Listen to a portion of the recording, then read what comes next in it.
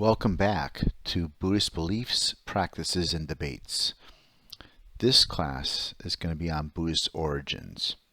I realize the quest for origins is a very problematic direction, as people always argue about what is the origin of everything, and we always lack evidence for any particular angle. That being said, this is an exploration into the ways in which Buddhist origins have been accounted for.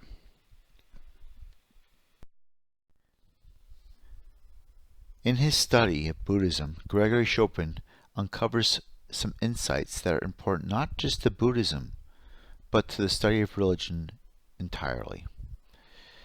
He argues that the Western traditions are a very textually based societies, that in the United States, in Western Europe, people tend to prize and value what's written down for what has authority.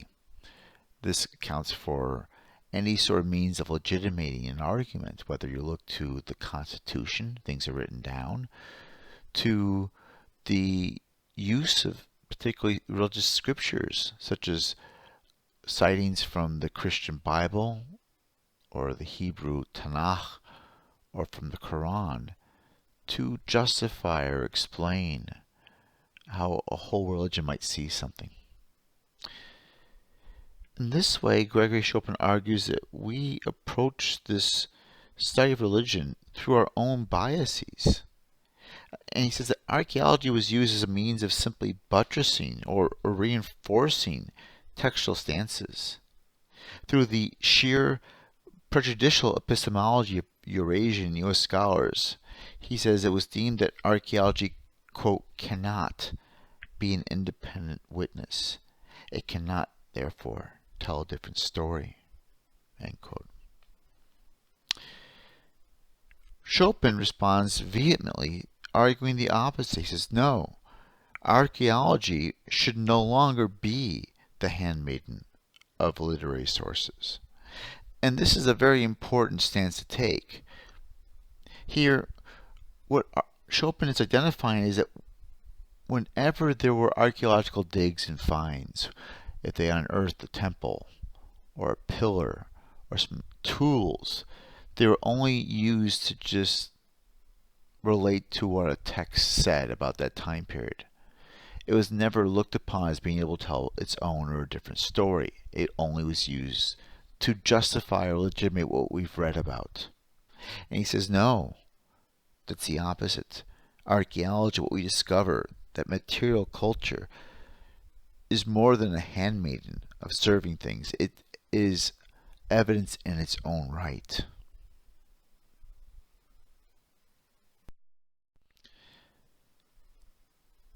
The Buddhist texts themselves demonstrate a lack of historical specificity.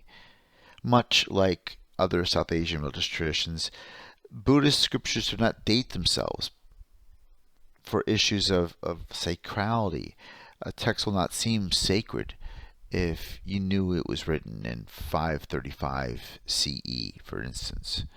So they never really have specific datings, and they're made to seem ahistorical in nature. The Buddhist scriptures themselves are divided into three baskets, or groupings, called the Tipitaka, or Tripitaka. The Ti, or tree, is the prefix. It means three, and the Pitaka means baskets. Now you'll see here there are three different groups. The first on the left is the Vinaya Pitaka. These are the books that pertain to the Buddhist monks and nuns. And underneath them, there's 5 different books. Now, under the Sutta Pitaka, there's 5 different collections. These are mostly stories and parables of the Buddha, much like what we find in the Christian Gospels of Jesus. And then the Abhidhamma Pitaka, that's going to be the higher sciences, astrology, medicine, philosophy. These are all different books in there. And these continue to go on. And every particular society has slightly different versions of each book.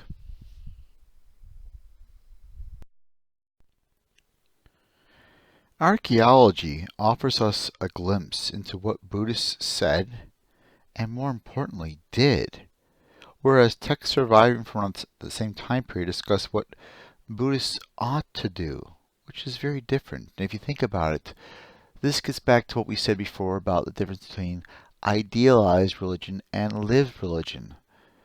If you were going to excavate the United States 500 years from now, you might find the King James Bible or certain Bible verses, but that doesn't tell us how Christians in the United States lived.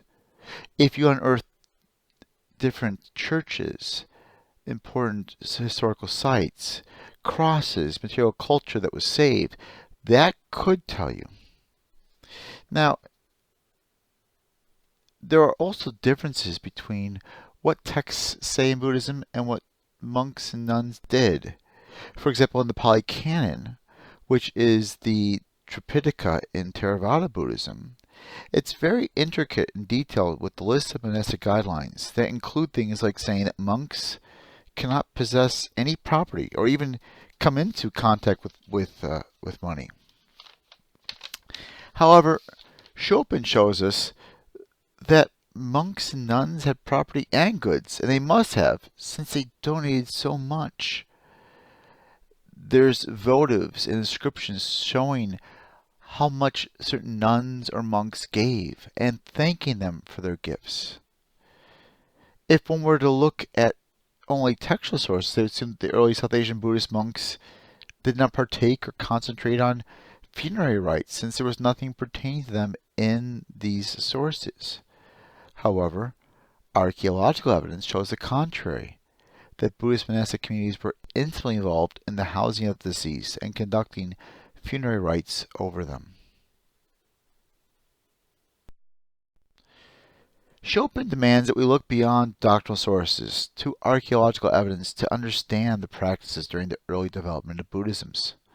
We find here again the problematics of authenticity, most specifically in the forms of texts, which claim authority over how a religious tradition should be understood and remembered. Texts are important in their own right, but Chopin's caution deserves more consideration. For example, when you're looking to rent an apartment or a house, are texts enough?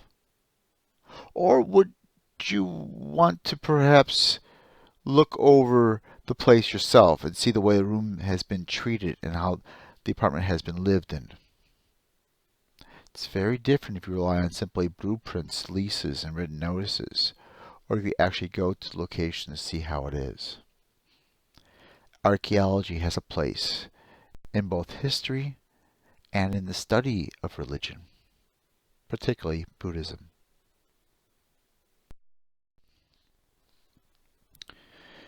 No religion begins in a vacuum. In South Asia, around the 5th century BCE, which is the earliest we have a record of Buddhism starting, the dominant religions of the time were forms of Brahmanism. Brahmanism depended upon the Vedas. These were 4 oral books that were passed on from one priest to another. These priests were called Brahmins. The Brahmins would make use of sacrifices and rituals, chanting mantras they had memorized from the Vedas. And these chants were supposedly going to provide good fortune to farmers with their crops, heal the sick, sacralize marriage, or the birth of a new child. And within this system, there was a hierarchy involved, in which the Brahmins were considered to be the highest born. Underneath them were the Kshatriyas, the nobility, then the Vaishyas, who were the agricultural workers and later became merchants, and finally the Shudras, who were the servants. And this is what was the dominant religion in South Asia when Buddhism emerged, and what the Buddha and his disciples had to compete against as they grew in numbers.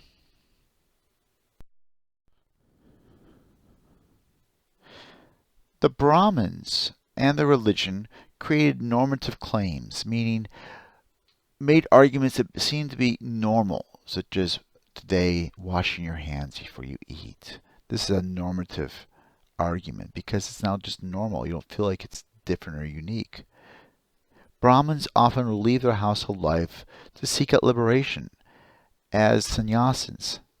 And they rely later on the Upanishads, which were later texts that speculated on deeper meanings to the Vedas and to Brahmanism.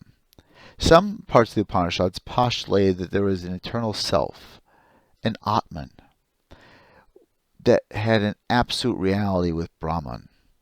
Atman is often translated as self or soul, and Brahmins believe that everyone has an Atman that is indestructible, permanent, and part of the divine. Now, Brahmins believe that you're born again and again as humans or as animals until you're liberated by realizing your relationship to the divine and to Brahman. In this sense, they saw the true sacrifice was not only in the sacrificing a ritual of an animal, but in the sacrificing of one's internal sacrifice, of controlling one's breath. Famous Hindus later on would sacrifice their last breath as a declaration of devotion to their God, like Gandhi, who said Ram, Ram, Ram before he died. These ideas of seeking out liberation, leaving your families, the idea of a permanent soul self, and sacrificing part of yourself to get higher in life and higher in rebirths was part of the milieu, the cultures in which Buddhism emerged.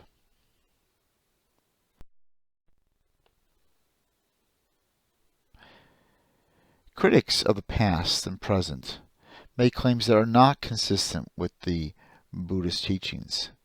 For example, the first of these common misconceptions is the argument that Buddhism is pessimistic. The first noble truth is life is suffering. Again, this is a sort of Eeyore take on Buddhism. Life is suffering.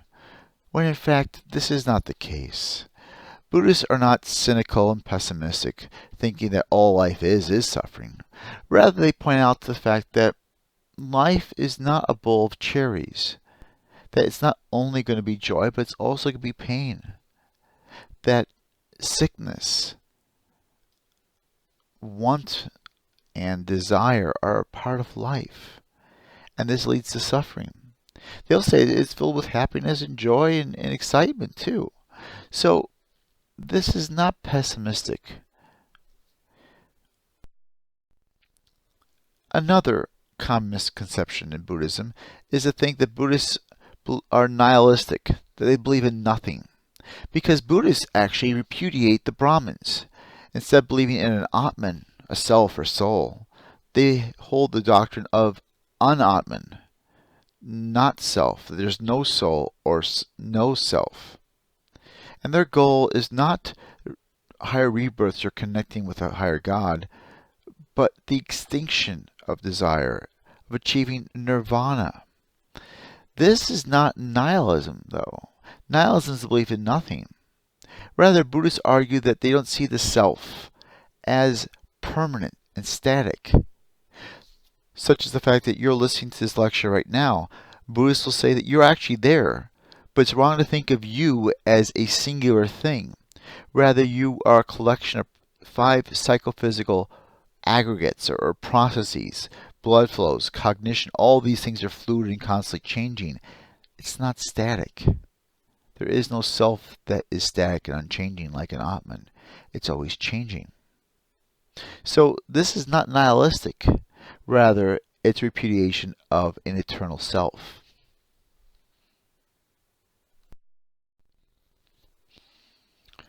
Another popular misconception is to argue that Buddhism is a philosophy, not a religion.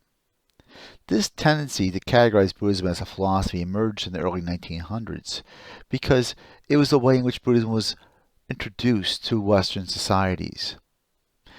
The people who spread Buddhism did not want to make it seem like Buddhism was competing with Christianity, so argued it was a philosophy and not a religion.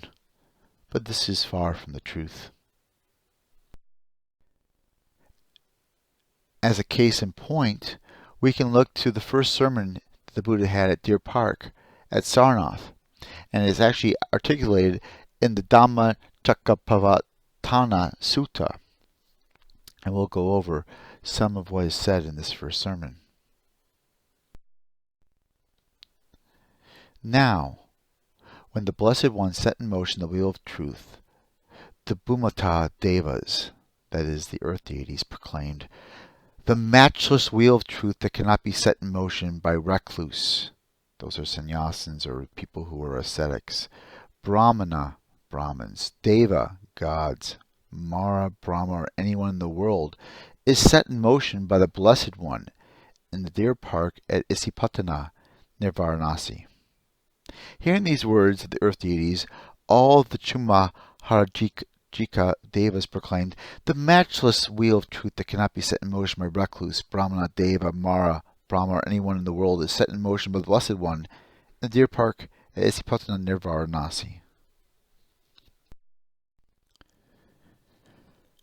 These words were heard in the upper Deva realms, meaning the upper heavens, and from Tatamaharajika it was proclaimed in Tavatimsa, a heaven, Yama, Tushita, one of the highest heavens, and the Brahmas of Brahma Parisaja.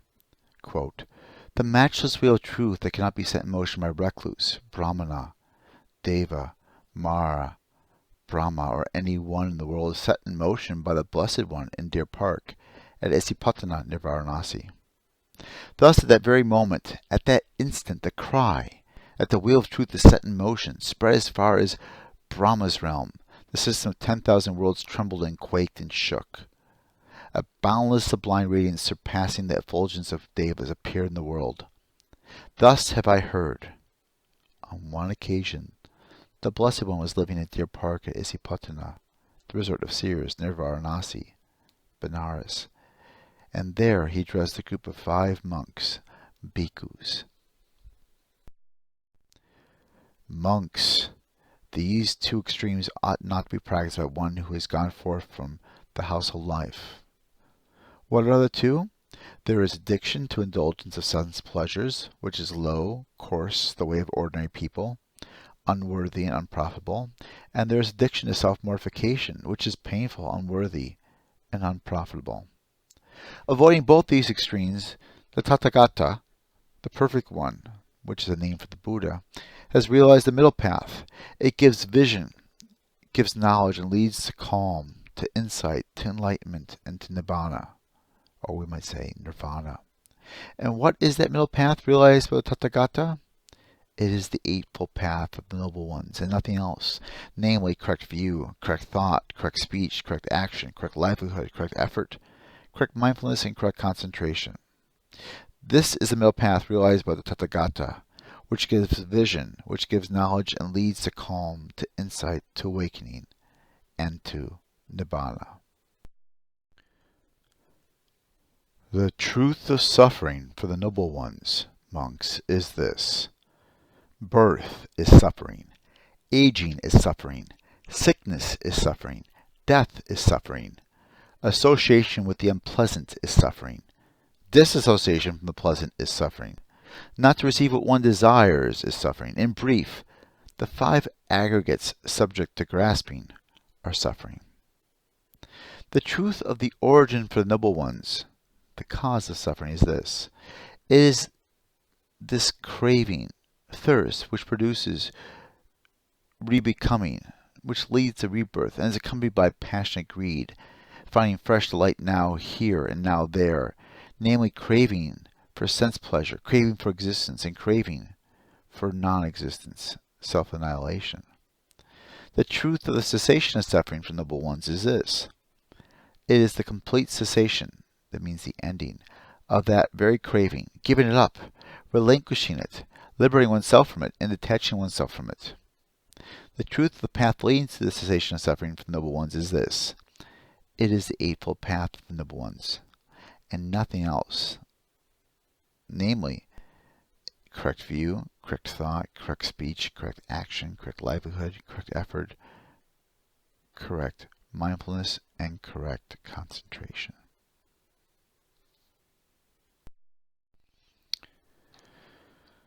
In reflecting over the first sermon, the excerpt that we've read in translation, there's several things should come out to you as being very visible. The first is the role of the divine. These earth deities proclaim at the very beginning about the Blessed One, the Tathagata, which is all different nomenclatures or titles for the Buddha. So there are earth deities, there's heavens, there's gods, which are devas, and so forth, that are there embedded in the very first sermon the Buddha gives. The second is that the Buddha is preaching what he calls the middle path, that which is between hedonism, just doing things that make you happy, and the other extreme he finds, which is asceticism, denying things to yourself to the point of suffering. In many ways, the Buddha was the first person to capitalize on that political stance that he was in the middle. Because being in the middle is a very politically savvy position to place yourself in, and it's always subjective to the times and to the people who hear it. The Buddha's answer for the middle path is what he calls the Noble Eightfold Path. This is the Four Noble Truths, that life is suffering, suffering is caused by craving, that craving ends as suffering, and that following this Eightfold Path leads to the end of craving. So we find embedded in this first sermon the issues of the divine, of avoiding hedonism and asceticism, and how to live one's life correctly to avoid craving. Now, indeed, this has philosophy in it, but it is much more than simply philosophy. And hopefully this is visible in his first sermon to you. In the Buddhist sermon, he was very careful not to attack the Brahmins, who were the most powerful and the most influential people at that time. Instead, he turned his attention to those other religious societies that were new like his, and criticized them for being in the extremes. For example, the Jains and the Ajivikas he thought were too extreme in their asceticism. They believed that the soul, the jiva, would transmigrate from the body to body and was weighed down by karmic matter, things you did.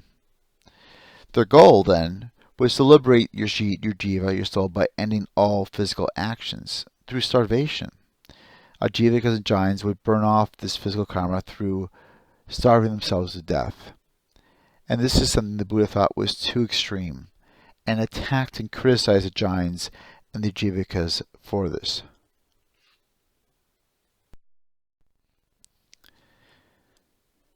The other extreme for the Buddha is hedonism, doing things simply that give yourself pleasure. And he was attacking this way groups like the Lokayatas. The Lokayatas had a philosophy similar to YOLO of today, the you only live once mentality. They rejected moral causation and determinism, and figured that actions have neither cause or effect. So carpe diem, do what you need to and enjoy life. That to the Buddha was the other extreme, and he wanted to walk the middle path, one that had an equal balance of some pleasure and some asceticism.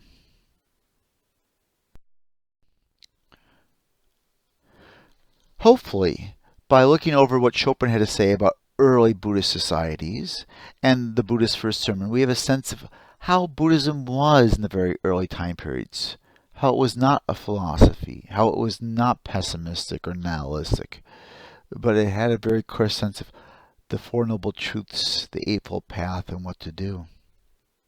As reminders, please make sure to answer the questions posted on Blackboard for the week in the discussion thread for week 2. Don't forget to respond to at least 2 of your classmates' answers as well. All these are going to be due before Friday at 5 p.m. Above all, if you have any questions or comments, please do not hesitate to email me at mjerrison@gmail.com. I look forward to seeing your answers online. Until next class.